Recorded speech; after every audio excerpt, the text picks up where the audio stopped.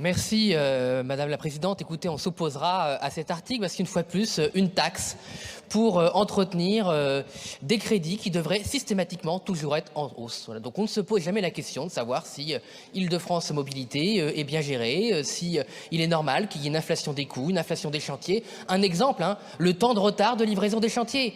Mais sur le Grand Paris, c'est la caricature de la caricature.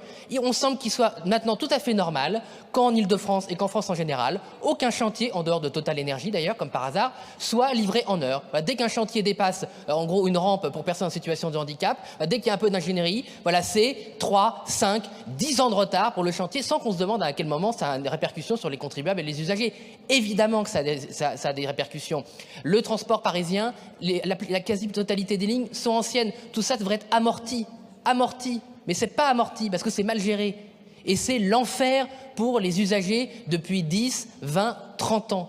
La situation du transport parisien est absolument catastrophique. Mais il faudrait toujours payer pour un service toujours plus dégradé. Et il y a évidemment deux grands tabous là-dedans. Le premier tabou, c'est évidemment les clandestins en Île-de-France.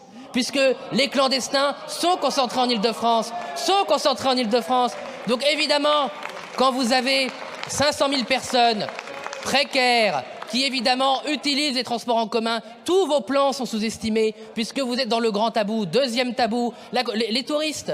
Vous refusez idéologiquement de faire contribuer les touristes à due proportion de leur usage. Mais bien sûr que si, il faudrait que l'utilisation du transport public par les touristes soit beaucoup plus chère.